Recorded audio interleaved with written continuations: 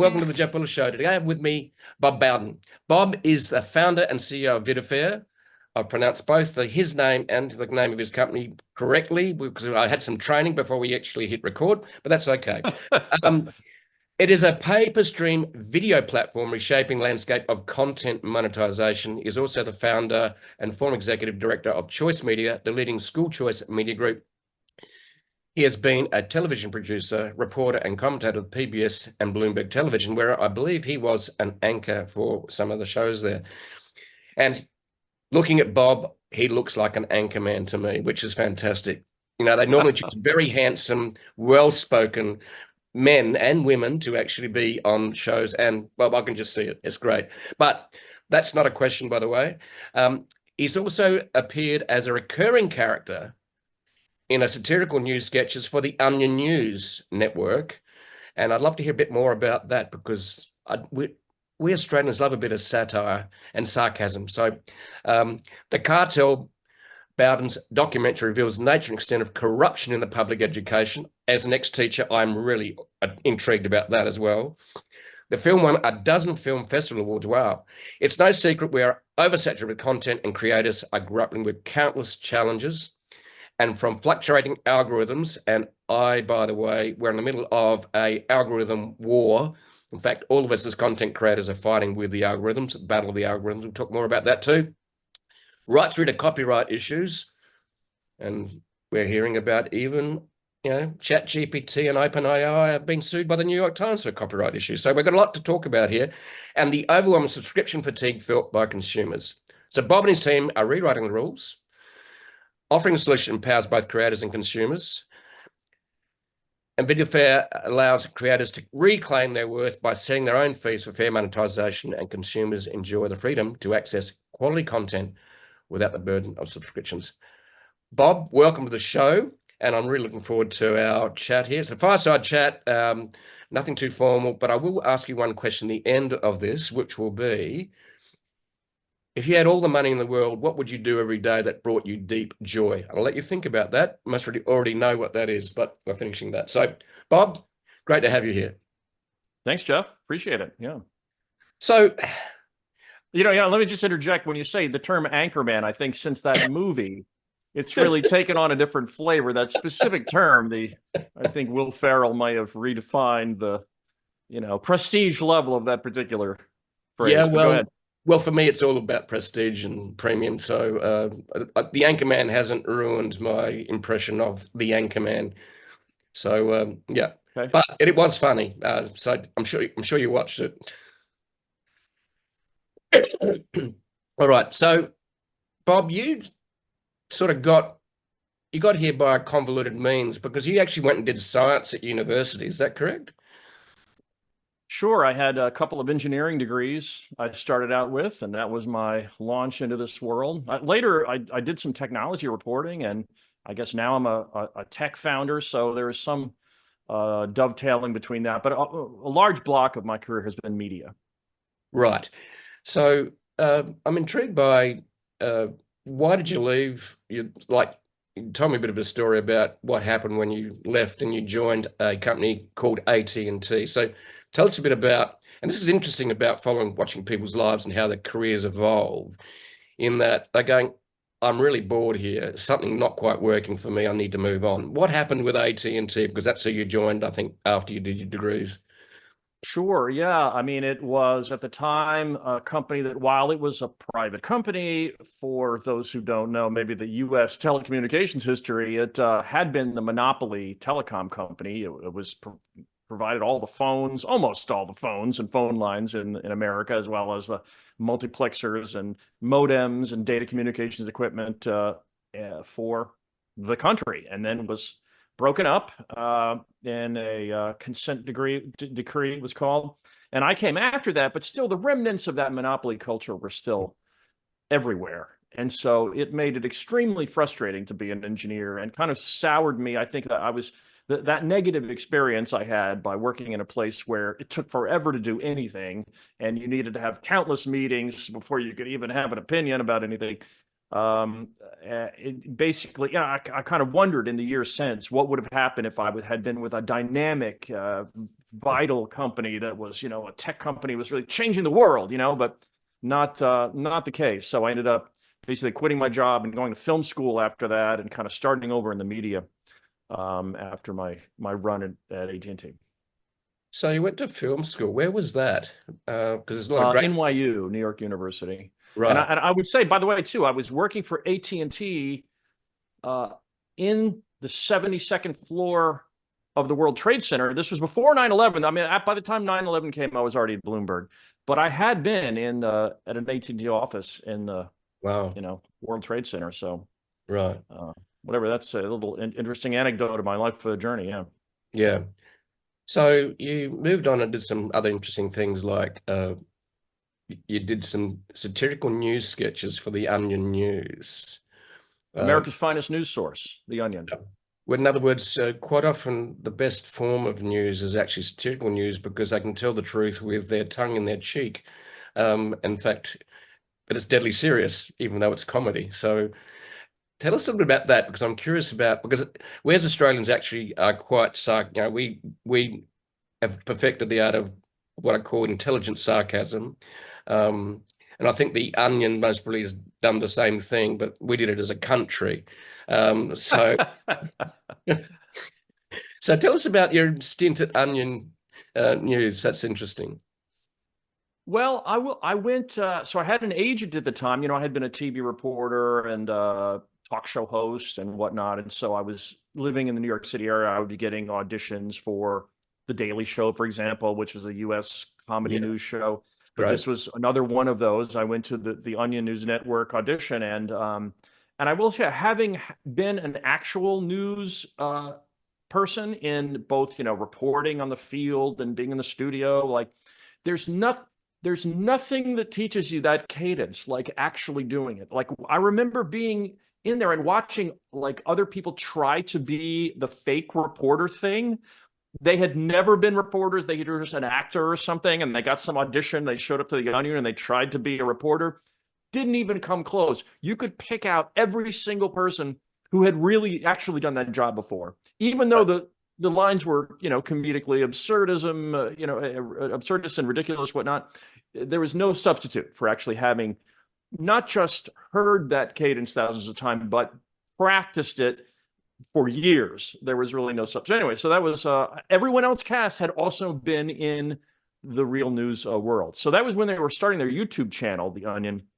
And then they went on to get 2 seasons on what in America is called the IFC cable channel. And so I was on both of those seasons, but I did a bunch of the YouTubes before that as well. So I was a recurring character. My character name was Brian Scott. They saw me as the most kind of generically whatever, just fill in, central casting, it would be the term, maybe, version of what a reporter would be doing these crazy things. And so you can still to this day go onto YouTube and look up like Brian Scott, The Onion, and find some old clips of me talking about some crazy things. I'm going to do that after this show. So, in fact, I'm just basically making stuff up as we go here, at any rate. So, but we're 227 episodes in. 227. I don't know if that's a good number, but I do this for fun, actually. Not much else, really. But no. All right. See, I'm starting to. I'm keying in with this. Your style of humor is starting to catch up to you. I hope it's not too annoying, but Australians have been known to annoy Americans and vice versa, but it's okay. So what were some of your favorite memories of that, and what were some I suppose, what did you enjoy most about that as well, in terms of being on a satirical news show? What did you love about it best? Well, everyone there the kind of person that would want to be involved in a project like that, it's sort of a self-selection mechanism that goes in terms of the personalities of the people around. And not to imply that everyone was identical at all. There were, obviously, but still, it was just a group of people, really. I mean, I guess you could say that's with most jobs that you like, whether it was when I was a dishwasher at age 14 or some other kind of fancier sounding job. It really is the people always that becomes what you appreciate, right? Yeah, maybe it was 14 flirting with pretty girls while you do dishwasher. I don't know. Would that be part of the job? What's that? Flirting with the pretty girls and the Oh no, please, of course, no kidding. No, and then I had money as well. Sure, absolutely. Yeah, I thought I was doing great as a 14-year-old dishwasher, and I guess in some ways I was, So yeah, well, I remember my dishwashing days were very much done with my two brothers and I having what we call tea towel fights, where you wound the tea towel up and you got it slightly wet, and then so it turned into a tea towel cracking competition against your brothers trying to hit them in the leg, and we perfected that art of dishwashing. Yeah.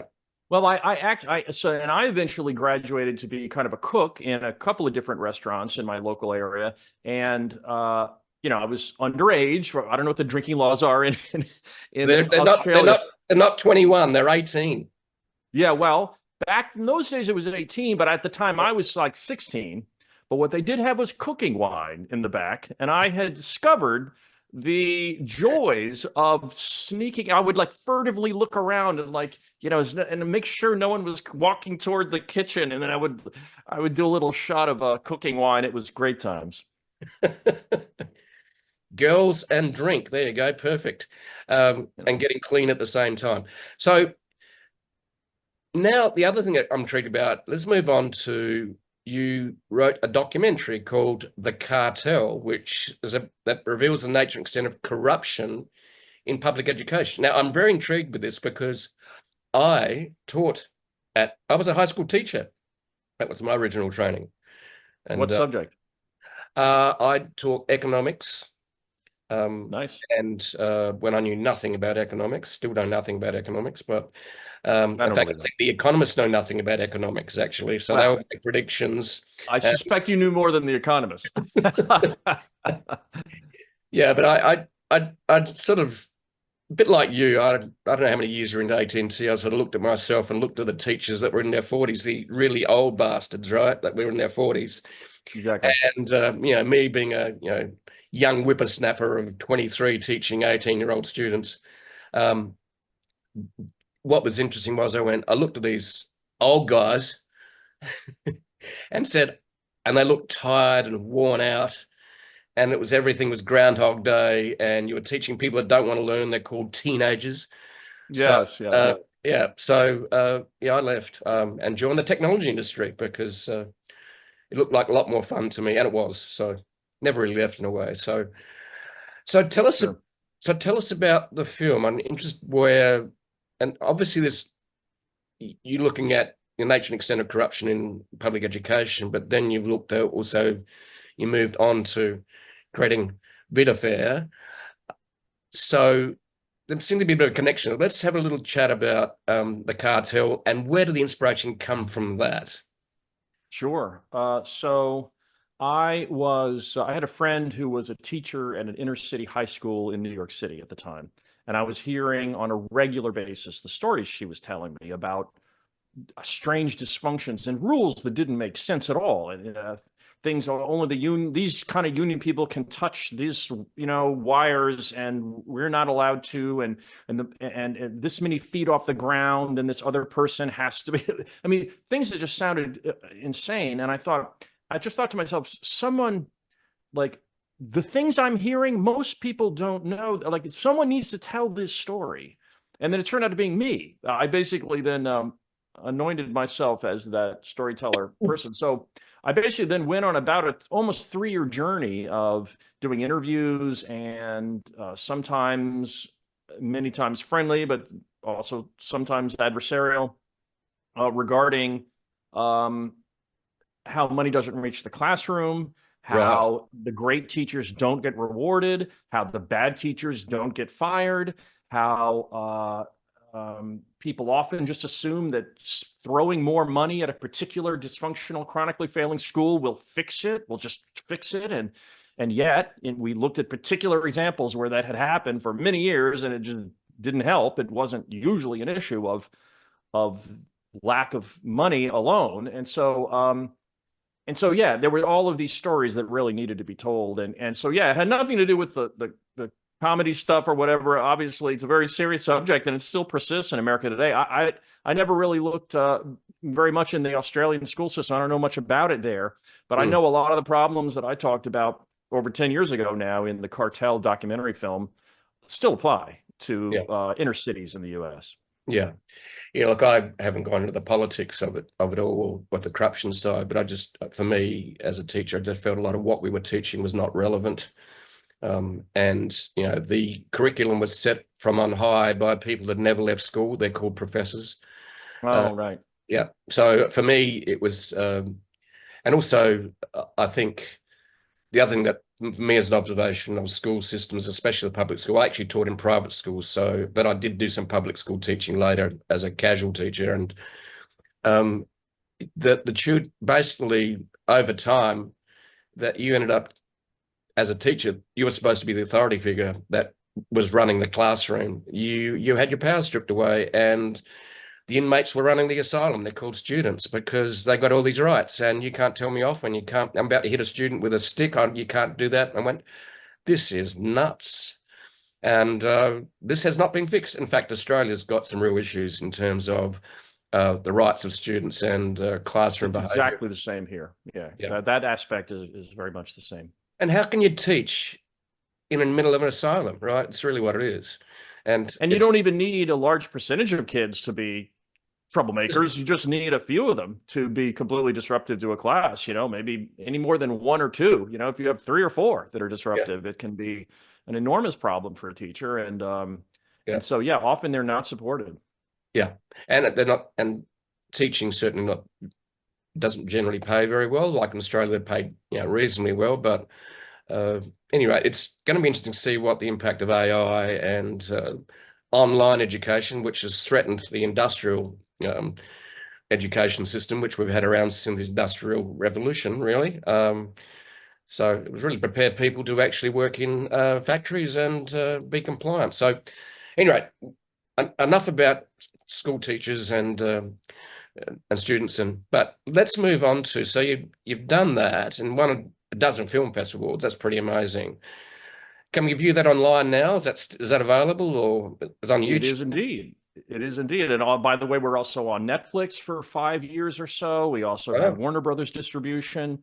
We had an 11-city theatrical release with, so yeah, by most independent film standards, it did great. But yes, now it's on my platform, VidaFair. I now have it monetized there, the Cartel. Okay. But there is a tie-in. The tie-in is basically, as I was going around the country to these film festivals, I was seeing all of this great content, and that had nowhere to go.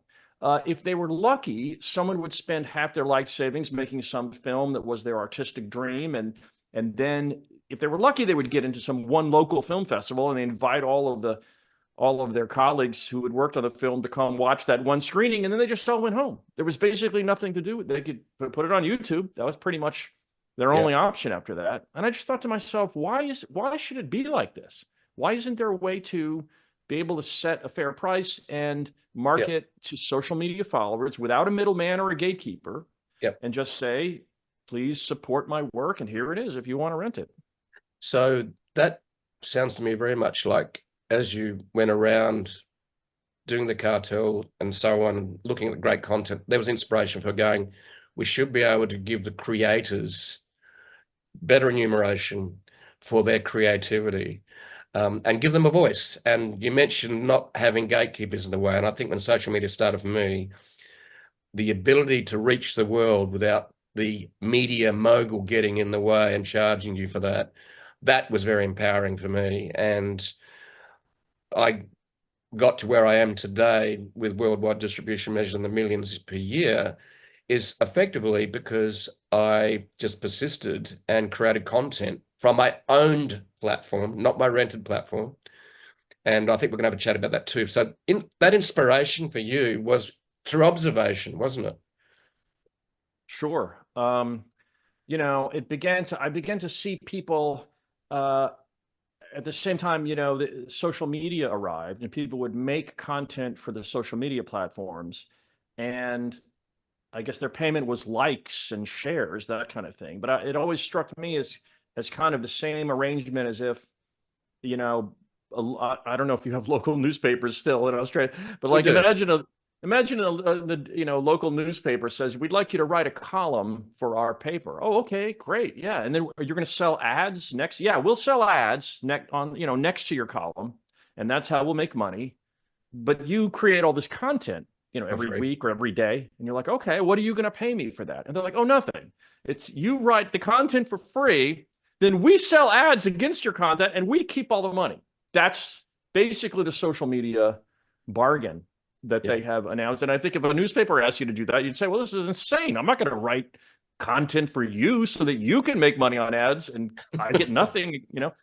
And yet that's exactly because there is a dopamine boost if you get a like or a bunch of likes and a bunch of shares on your tweet or your X, whatever it's called, or your Facebook or Instagram or something. You see a bunch of people like it, that makes you feel positive or good about the work you did or something. But yeah, it's simply not fair to have all the ad money go to the platform and none of it, we could debate a percentage, but when it's literally zero of it goes to the content creator, that's a problem. Yeah, and I totally agree. And the reason, and this is where the platforms are tapping into the primal human, which is seeking affirmation and approval. And when you get likes and that, it's like a dopamine hit. It's basically it is addictive. In fact, social media platforms are designed to be addiction platforms. They were designed on neuroscience, which was created in Las Vegas on slot machines. Yeah. So I totally agree with you. And luckily for me, I was able to monetize what I did, even though I did it for free for about 3 or 4 years. But it's fascinating, isn't it, that the platforms, they're using basically human primal nature to actually create free content globally at scale. And Facebook has turned it into what? Earning 25 billion profit per quarter. So it is okay. Yeah. Yeah. I mean, look, my vision of this is to not say that, free content needs to go away or that I'm against Well, free it won't. content. I Yeah. post things on social media for free, periodically. Not nearly as much as I used to, I'll tell you that. Yeah. But sure, it has a place or something. I mean, we're not a subscription platform, and we can talk about that too. Like I'm on the team hashtag subscription fatigue. Like I'm sick of subscribing to content, and maybe that's your model. I don't want to be if that offends you, but I'm like that has a place too. Like there's no reason but we should also at least as well have a place for content where a supporter can pay a la carte and support the creator. Yep. Then that's what we built. Cool. So the inspiration from the observation of seeing creators not getting paid, not getting the attention they deserved even. So how did you, because quite often as an aspiring entrepreneur that wants to start something, is that you sort of got all these ideas, you sit down, have some beers with your friends, people with money, some people with no money, and going, so how we can do this? And then as you approach the start line, you're going, oh, this mightn't work. This fear and doubt creeps into us as a human, part of being human. So I'd like to hear the story of how you, from the inspiration, was it just yourself on your own? And how did you cross from, as we say in Joseph Campbell, the hero's journey, how did you cross the threshold from the ordinary to the extraordinary? I'd like to hear that.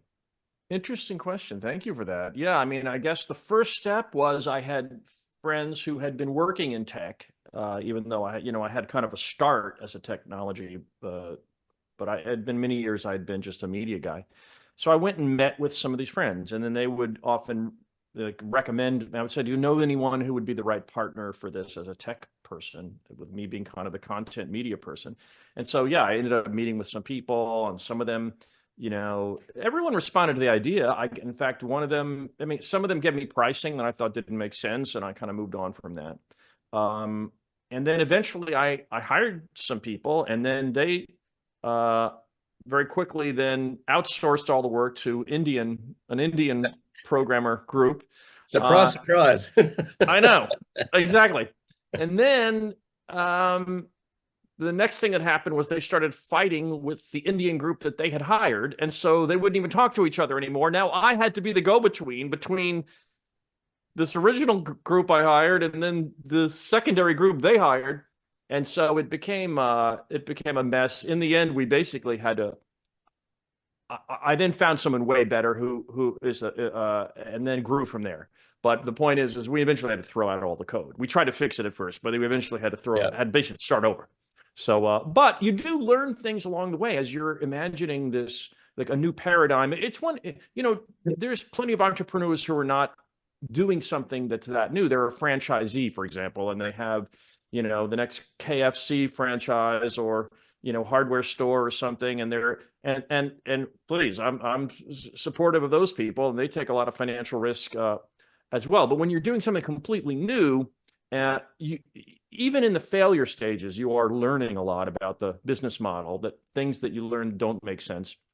And so I can't just kind of throw away that time as just a, utter write-off loss embarrassment, because I was learning as I went. Right. Yeah, it's and that's in terms of what you said about you sort of, even though you did an engineering degree, where you were playing or wanted to play was totally different, and you needed to find your way to that. So did you start this as a side hustle, or did you leap into the chasm and bootstrap and said, I can make this work in 12 months or 6 months? How was it? Or you had a full-time job, or you were working on other projects? How did you start? Was it bootstrapped, or how did it all start? It was a bit of a side hustle. Yes, exactly. That's a good term for it. Yeah, because at that time I had a media group, and I was working full-time at that, doing more media regarding education policy, because after the success of the documentary film, then, people kept asking me, am I going to make a sequel? When is my sequel? And I kind of didn't want to just repeat the work, but I'm like, I can continue to do media in this subject matter that still interested me.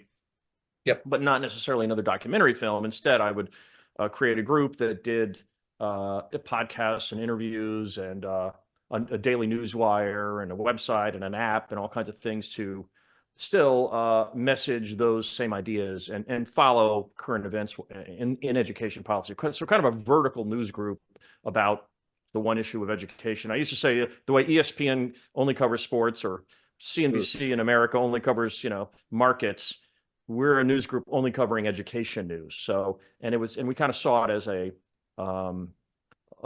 lack of coverage in that space, because it's ubiquitous. Billions of dollars go to education. There are these huge problems, and yet there's really not that much media about the subject. Anyway, so I was doing that as a full-time job, and I was able to, when I hired these people on the side, I wasn't actively every day working. Yeah, it was the kind of a thing where I was able to explain the vision for the company and send them off to execute the initial phases of, at least let's get the basics of a website up to start with and whatnot. So those phases, it was a side hustle. Yeah. The reason I asked is because I actually have a website called Side Hustle Strategies, which is basically how to build a business in a digital world. Because for me, my online business came out of a side hustle I did while I had a day job. So, and for me, for example, I needed to create content. So, and I discovered I love writing. So my way as a side hustle was I got up at 4:30 a.m. 5 days a week and wrote a blog post and had it published by 9 a.m. when I did my day job. And I did that for 4 years. Wow. So I created a shitload of content over 4 years doing that. Were you limiting it to one subject area, or were you kind of doing it unlimited? So a bit like, I think anything that works in the end is something where you follow your bliss or your curiosity, which then becomes a compulsion, which then can often be a healthy obsession. But I think, and I'm going to use Joseph Campbell again, is that he said, our purpose in life is not a purpose given from on high, but it's following your bliss. And I think that is something that you are curious about, you maybe want to make a difference about, you want to talk about, and want to create about. So, and for me, that was a difference. My topic area was I was intrigued by social media because it gave everyone a voice, and as the term you used, you actually could bypass the gatekeepers. That for me was intoxicating, because in the past I'd spent money on advertising, paying the gatekeepers to get attention. It almost none of it worked apart from cold calling and door knocking, and so for me, social media for me is a democratization of content creators and becoming your own publisher. And from day one for me, social media was very much a rented land, because I'd seen the Facebook algorithm destroy businesses overnight. Million visitors a day, algorithm changes, business disappears, gone. Sure. So, and I'm sure you, I suppose, started to observe that as well, that you wanted to give the voiceless a voice, for example, those that needed attention because they were damn good at what they did. And I'm sure you met a lot of great filmmakers that just didn't get the attention, and sometimes it's just a matter of luck and timing, isn't it? No, we almost had a parallel journey in a sense. My AT&T, bureaucracy I was talking about is not really unlike some of the kind of gatekeeper media bureaucracy in a sense too. The idea that there's these big, entrenched, rich groups that you can't even access or can't even talk to, and they're off somewhere else, and yet they are kind of in control of so much of our society. And you sort of think to yourself, the fundamental principle would be, I kind of believe in, is that when power distributed is inherently healthy and power consolidated is inherently unhealthy. And so, yeah, if you and I are both in the business of distributing power, that's sort of that's the high calling, I think, in this space. I totally agree with you. And for me, the side hustle strategies was basically say to someone, you've got more power than you know. The only way you discover that is by actually putting your creation out to the world. And I innately believe that everyone is innately creative, in just so many different ways, whether it's music, whether it's writing, whether it's, baking, it really doesn't matter. But I think that's the core of being human, is that we are creators. And it could be cooking, it could be decorating, it can be words, it can be all kinds. Yeah, creativity is a lot of the joy in life is based on being creative. Yeah, one of the biggest things I love doing is one of the reasons I write is trying to make sense of the world, because I've got to distill it from noise and complexity across books and resources and try it and put it into 1,000 words, for example, which is a blog post. And then I've got to write it and distill it so it actually makes sense to me. So then hopefully it makes sense to someone else. And I just keep thinking about, you said 4:30 a.m. Are you one of these guys that doesn't need a lot of sleep, or are you going to bed early every night? Thanks for asking the question. I should be asking you questions, but I will get on back to those. Now, okay, I'm still fascinated today. Dan Pink has a book called Drive. And there's a lot of books called, about flow. And there's a lot of people about passion. Oh, don't do anything just on passion. That's not going to work. It's just flaky. You got to have a business idea and you got to chase the money. Out of this curiosity that I had that became compelling, and I was signed up for, because I initially got on Twitter, for example, and I'd see America wake up from 14,000 kilometers away. That's about 8,000 or 9,000 miles for Americans. So the reality is I got onto Twitter and I went, wow, I could see the beat of the street. I could see the heartbeat of the planet as the sun went around the world. In fact, no, we went around the sun. So I was trying to wind science back to the ancient past there, but really for me, the drive, it was like a nuclear power plant. I can't tell you where it came from, except that I had a curiosity that became a compulsion, then became an obsession. And then I discovered I love writing, and then I do love learning, and I love reading. So it's maybe the intersection of innate things that are within me that coalesced into one focal point. And I wrote about social media and its rise.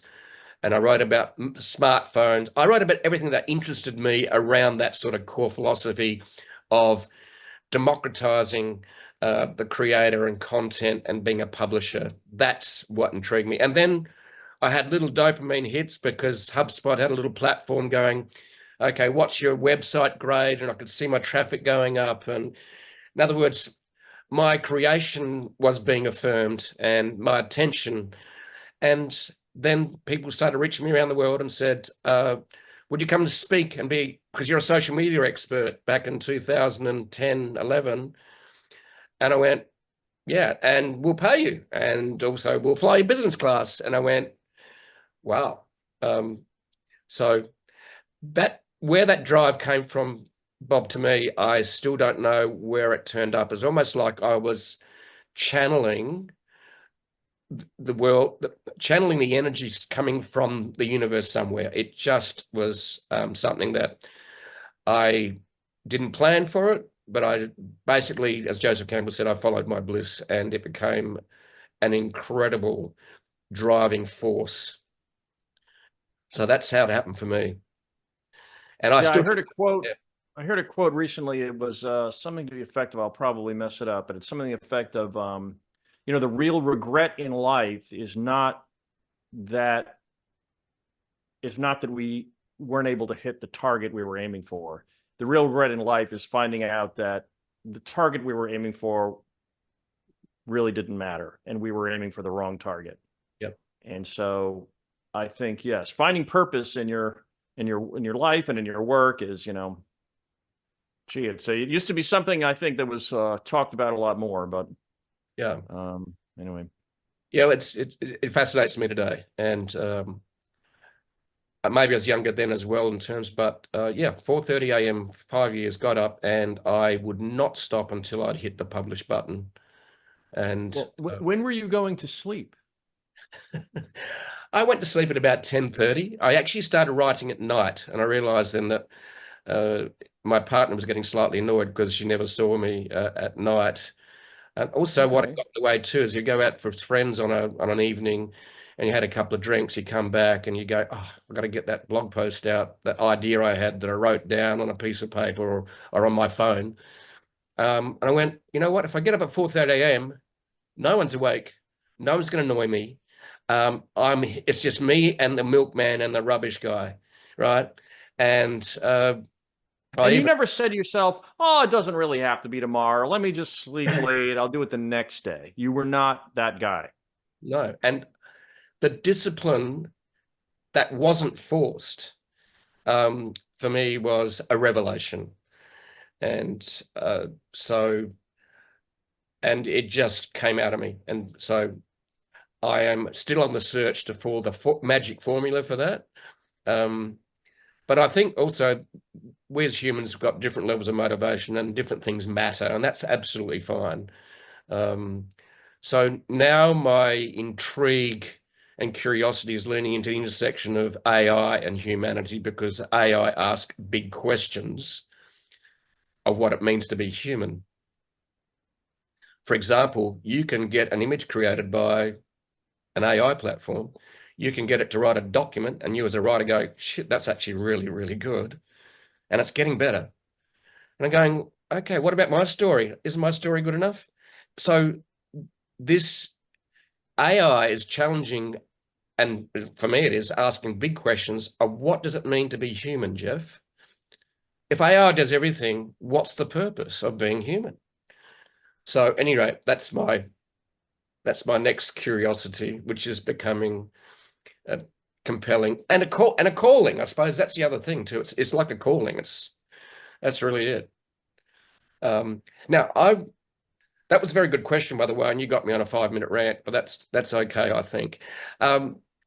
So now I'm curious about, you've got these people working on building your platform. So you said it was an idea, you said this is my vision, and did you do like wire maps for a website or anything, or you just went? No, but again, I'd done some programming myself, although my languages were out of date from modern programming. But a lot of the concepts, I surprised myself at how many of the concepts still applied, and how I would critique code without knowing the language it was written in. But I would just say, why is it doing this when it could just do this? And so a lot of some of the experience pertained, I would say. But not, but yes, I think I would have, yeah, I mean, I take, for example, a logo. I had that developed online by someone who lived far away, whom I never met, but I went and saw, but samples of a bunch of different people. And then I picked 3, and then I got some sort of, test samples. And so then I picked one vendor and then finished it from there. I'm not sure it was that unusual in terms of those stages of development. Yeah. So let me ask the next question: is that, did you create? Because one of the things tossed around for startups, especially in the tech world, is an MVP. And I'm going to explain what the algorithm means, because I hate algorithms. It means minimal viable product. In other words, something simple that tests to see if your idea works. Did you do a minimal viable product?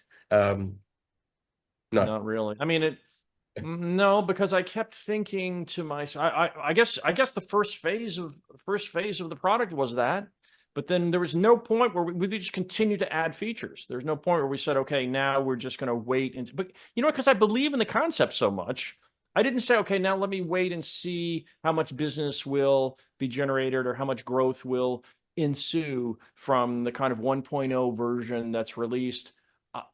I almost just felt instead that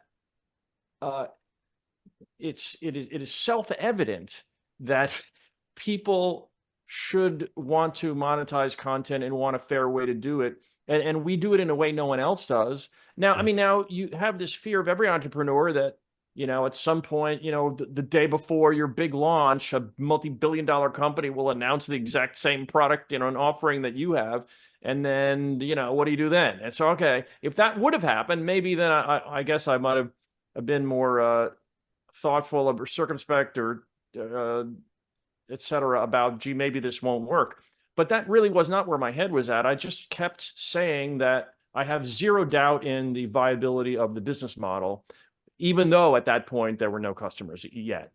I just thought it can't fail. There has to be a way for, and maybe it's not our platform, it'll be someone else, but someone has to do this.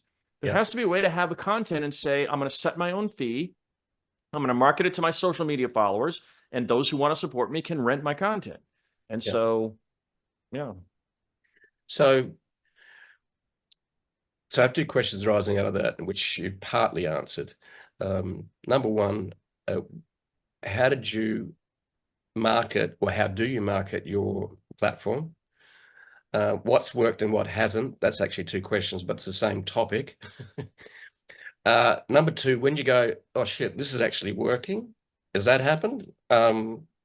So there's my 2 I guess that's a moving target, isn't it? That's that's always I mean, I can tell you plenty of things didn't work, and maybe this won't be so surprising now that I say it with kind of 20/20 hindsight and retrospect, but the ways that we tried to market VidaFair that were connected to prestige, they all failed.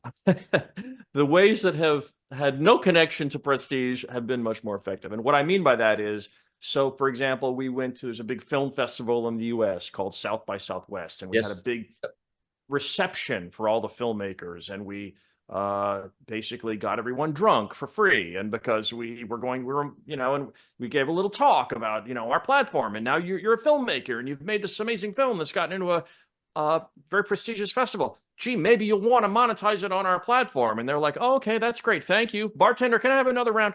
And so it was not effective because that's not our target audience. No. The people that have just been selected for a prestigious film festival are thinking to themselves, they're not caring about monetizing their existing work or even future work. They think they're going to be the next big star hired by HBO or Netflix or Hulu or one of these big, I mean, they see themselves as the next Spielberg or the next fill in the blank of a director. Like their mind is not about monetizing their previous work. They think they're about to get the big money. They've hit the big time. So it was the wrong market. Another example of that is a trade show we went to called the VidCon trade show. There are several held around the world.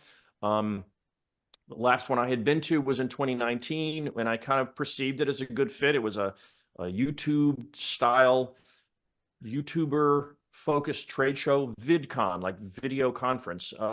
And so come around 2023, and I'm like, okay, now we have a great product to show.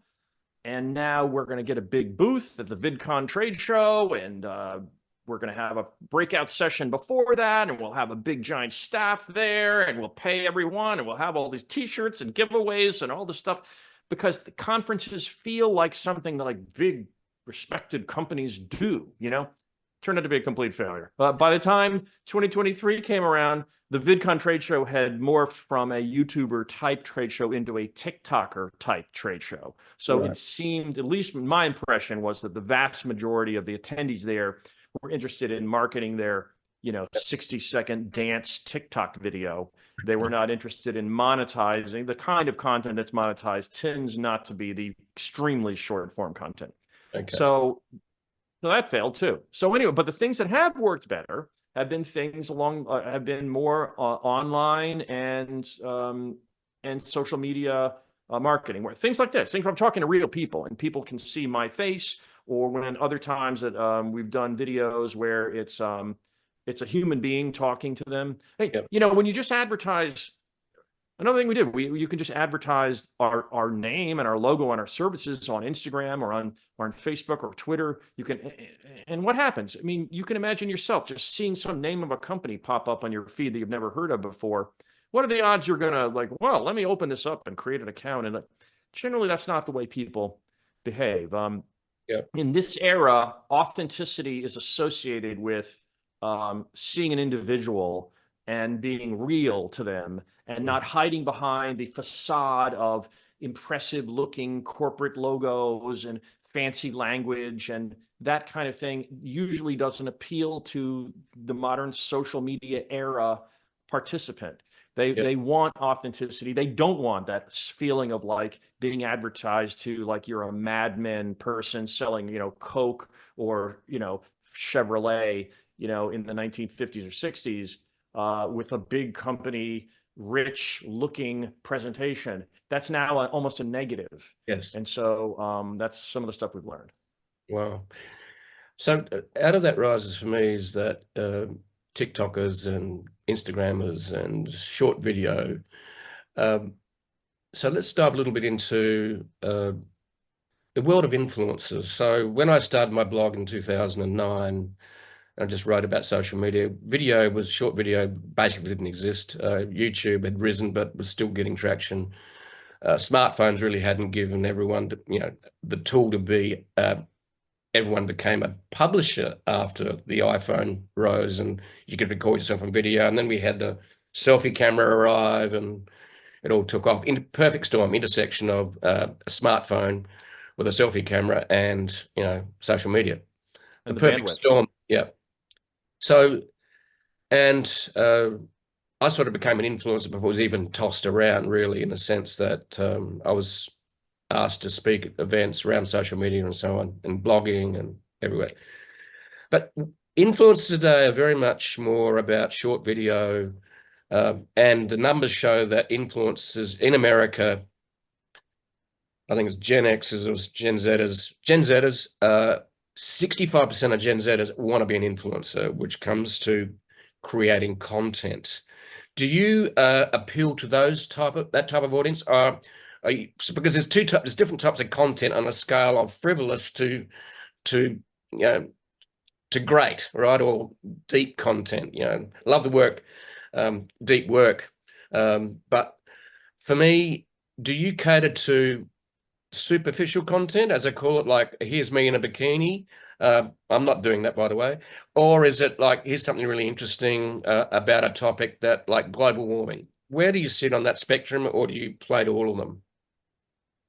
Well, I would say that it's given me a lot of pause to think about the kinds of content people are willing to pay for versus the kinds of content they will watch, but they will not pay for.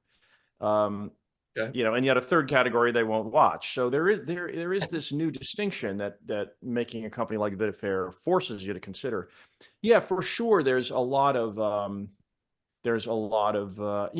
people perceive.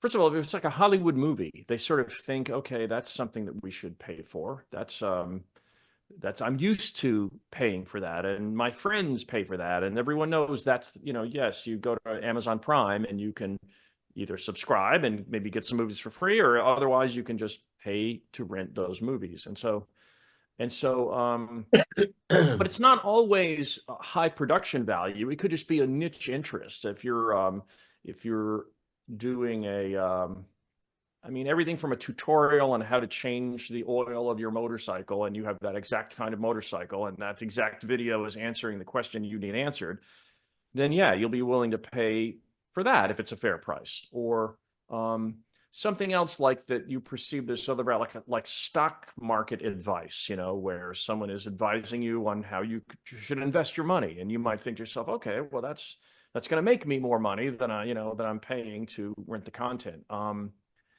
Other times someone can just be so popular, you just like love a comedian, and you're such a big fan of that comedian, you want to support them. Yep. That's probably the biggest category for us, of someone who is already familiar with somebody's Instagram or Twitter feed, and they already like them. And Yep. that person now says, my content is now on this other platform, and if you want to support me, go over and, you know, yes, I've given you this free thing and that free video and this other free video and yet this another free video. But Yep. now I have a paywall video over here that you can pay $1 or $2 for if you want to support me. That kind of content also works. Okay. So you're talking what's called the freemium model, isn't it? So in other words, I'm going to give you something for free, but then I'm going to ask you to pay for the premium content. So that's where the freemium word came out of. And on the web, that's one of them. Yeah. So I mean, let me just quickly add, you could also have it like you could have it maybe you make an independent film and you have an amazing trailer. You put that for free on YouTube, yes. But then and then at the end of the video, it says, if you want to watch the whole film, click the link in the description in the YouTube. Okay. So the link in the description is to the content on our side on VidaFair.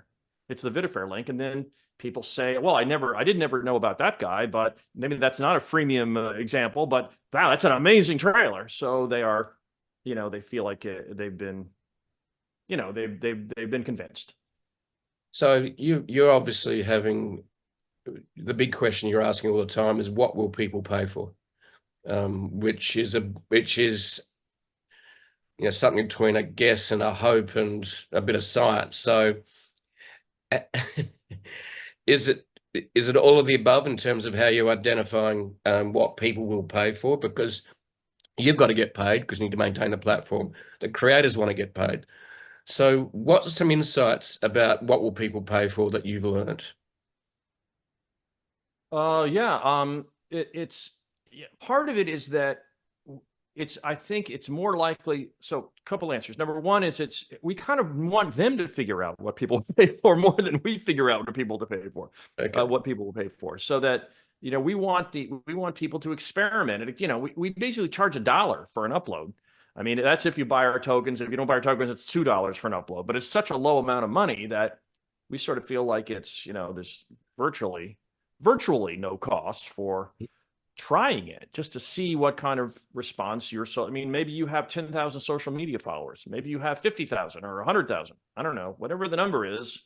It's not unusual for people to have many thousands of social media followers, and they can imagine, well, I wonder what percentage of those people would support me for $1 by watching this other content over here. The second answer is that we have the advantage of the fact that a platform called Patreon already exists. Patreon, yep. Patreon is a subscription platform, and we are not. But what we have in common is that this kind of freemium thing to which you refer, that people will say, I'll give you this for free, but if you want to support me, here's my paywall over here. And that's a subscription to my Patreon. So those those existing artists are already there. They're already making the free content as well as the paywall content. And we can come to them and say, well, why not just, in addition to the paywall content that's subscription monetized, why not also offer it as a pay-per-view monetization? You're already making it. You're already making that paywall content. Just let the consumer decide if they want to subscribe versus whether they want to. Some percentage of them may not want to subscribe, but will be willing to pay for it. Right. And I'll quickly add too. So we believe that, a lot of times people do subscriptions because they think of it as a discount for instead of paying for every single video that might be on a Patreon site. But we do offer our grain packages. It's our tokens, basically grain token packages, so that it's a form of a discount. It's still a volume purchase concept. They buy a big package of our tokens, and then it's a lot cheaper because the financial transaction costs are distributed over more rentals. Yeah. So anyway, I just wanted to throw that in because when I talk about subscriptions, I tend to add, make sure people understand it's not only 100% pay-per-view, which we offer that option. We offer discounts for volume purchases through these grain packages. But the larger answer, I'm prattling on, aren't I? The main point to answer your question is that Patreon's already there. So there are already people who are today, as we sit here, they are making free content and they're also making paywall content. So we can just glom onto them. Yeah. So you get sometimes we can talk about other question I have where we've maybe got a time limit here. Can you give us a thumbnail sketch of how a creator would engage with you and then how people would watch what you do? In other words, because you're a two-sided marketplace effectively, right? You got the creators offering content that people hopefully are willing to pay for. Then you've got the people that actually want to pay for it that are the consumers. You've got the creator and you've got the consumer. So what's the onboarding process, and you mentioned it partly, of a creator going, okay, I want to use VidaFair. So how do people get on your platform in a thumbnail sketch? Sure. Coincidentally, tomorrow morning, we're releasing a new tutorial video on YouTube. It's going to be premiering. So they can just go to YouTube and look at the VidaFair YouTube channel and see, or Rumble, or our LinkedIn, or wherever else we put it, and see our tutorial on that. But we have an earnings calculator, basically. So if you go to our homepage, vidafair.com, it's just 8 letters, VidaFair.com. And then on the top left, there's a menu icon. You go to the bottom of the menu, it says earnings calculator. So there, what they can do is they can enter the duration of their own video, or what they're guessing a future video might be in duration. They can then see the selection of creator fees. They can say, do I want 50 cents for each rental? Do I want $1 for each rental? Do I want $2 for each rental? They can see the list of options there for them. And then they can put in how many rentals might happen in the next year. And they can think about how many social media followers do I have? What percentage of them would want to support them through a rental? They can enter that number. And it basically then generates how much money would go into their pocket for a year or whatever time horizon they have in mind when they're estimating the number of rentals. So so the easiest way, I just tell people, if you want to understand our platform, just go to our earnings calculator on vidafair.com. It's in the menu. It's at the bottom of the menu. You can just very easily fill in the questions that it's, you pick the numbers, you make the estimates it asks you to make, and you look at how much would come into your pocket if your estimates are right. And by doing that, they end up walking away with the sense, not just of how the logistics of how it works, but also it gets them in terms of thinking of monetizing and thinking of, gee, I wonder what percentage of my social media followers would rent my content? Right. I've never thought of that before. Maybe, and they start thinking about those kinds of things. So that's what I recommend for kind of onboarding. Cool. So what, in terms of, is there some content on there that people paid for that surprises you or has surprised you, in terms of this creator put something up and going, oh, that's not going to work, or else then it is fantastic. Is there any sort of content types that have surprised you with how well they've worked? Sure. There's some stuff that I don't like, but then of course, like that's, what would you expect? Like I think there's stuff that I absolutely love. This film called A Special Guest. I cry every time I watch this film. It's a little short film. everyone should go rent this film, A Special Guest. I wrote the director myself personally, who lives in the UK, and I was like, I have watched your film multiple times. It makes me cry. And so, incidentally, we do have some content rules. We have like no porn, for example. We have no copyright infringement. Someone can't just upload the latest, Top Gun movie and just monetize it on our platform. Yep. We have, no child abuse, no doxing, no threats, of people, that kind of thing. But apart from those very narrow exceptions, we want to be a free speech kind of platform, to be open to a lot of kinds of content. And some of it's, there's some very experimental films on our platform that you can't even, I maybe sometimes wonder why people might bother. But anyway, if they're extremely experimental. Although that said, there are some art films I absolutely love too. But anyway, so I don't know how to answer that question apart from just going case by case. In other words, let's just have some fun and experiment, see what works and what doesn't, which sounds like life, really, doesn't it? Are you seeing, because there's been some, and it's always been postured since short little, images were created by AI. Are you seeing any AI created short films yet? Not that I'm aware of. I'm not sure how I'd know.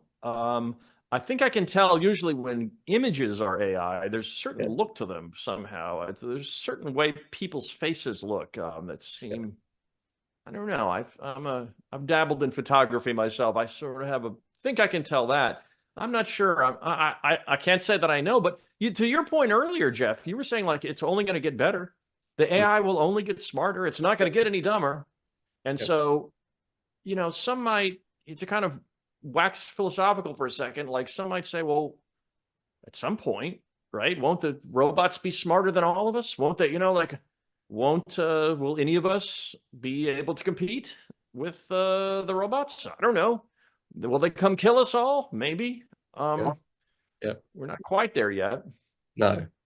For me, I think AI, as a writer, I see AI as my assistant, not my front of house for a restaurant, for example. For me, I use AI to actually create a meaningful structure for a blog post potentially. I might use part of it, might use some of it, but that gives me, I suppose, a skeleton to actually hang my words and stories around. Yuval Harari, who wrote *Sapien*, he had an interview with Mustafa Suleyman, one of the co-creators of DeepMind, and he's concerned about the fact that the core of being human is being the storyteller, and that's how we created our myths and legends and give ourselves meaning. And he's worried that AI could actually end up creating stories fictitious, which a lot of stories crafted by humans are fictitious. One of those is we have a mythical drop bear in Australia, which is our carnivorous koala bear, which is completely mythical, but it makes a really good story. So, but the reality for me is I think AI offers a lot of promise, but it sits on a spectrum because of sci-fi movies from dystopian to utopian. So, and as with anything, according to Buddhist philosophy, is actually the truth is going to lie somewhere in the middle. So that's my take on it. So anyway, so you're not afraid of becoming obsolete? No, not because I'm maybe a bit older, so maybe I might escape that apocalypse. But I say that I'm not really either, but I know there are people that think about this, that worry about it. Yep. Well, it is interesting in that I interviewed Nick Bostrom, who wrote 2 books, one published in 2014 called Superintelligence, which was quite a dystopian look at the rise of AI before ChatGPT turned up in 2022. And he's recently just put out a book called Deep Utopia. And he talks about things like even what he calls artificial purpose, that AI will be able to help you do that. Actually, AI will help us create machines that actually keep us fit all the time because of the technology. So for fascinating book. A lot of big words. Interesting cat. He's a polymath out of Oxford University. Originally, he's Swedish origin, birth. But I read both his books and interviewed him. And for me, it was fascinating. Big brain, polymath, neuroscience, physics, economics, and the list goes on. And but for me, I suppose, a quiet optimist, and for me, I'm hopeful. So I maybe lean towards utopia than dystopia, but I think we've got to put guardrails in place, though. I certainly think we need to do that. And we didn't do that for social media, and look what's happening with social media. You know, disinformation, fake news, challenges to democracy, list goes on and on, selling of your private data. So, because we thought social media was a nice fluffy koala bear in Australia, as we would say, or a fluffy panda. But the reality is that social media has its downsides as well as its upsides. So, yeah. So let's wrap this up. I know you need to maybe go and have a drink with friends, or go for a bike ride, or have dinner with the family. But what does success look like for you with VidaFair? Oh, yeah, you'd mentioned the question earlier that I was to think about. Well, that's the next question, but that's the next one. All right. Yeah. I think success, well, one easy metric would be profitability. We're not profitable yet. That would be a good form of success where we'd be anticipating and looking forward to. Also just general, I guess, general awareness. I mean, you have the sense that, we're new. We still, are absolutely a startup. And so we tend to, like, when we reach out to people, they tend to not know about us. So one form of success would be when we reach out to people, they already know about us. How about that? That would be some form of a success point. Yeah. Okay. And in terms of the this is if I have all the money in the world or something, and I can do whatever. Let me pose the question, then you can answer it. Because what we might do is we'll use AI to actually capture this and post it up. There we go. So, Bob, if you had all the money in the world, what would you do every day that brings you deep joy? I think I would be telling stories as a filmmaker full time. That's what I'd be doing. Okay. And sometimes the story, and it could be sometimes realistic documentaries, and other times could be scripted stories. And I would do both, probably alternating in between. Okay.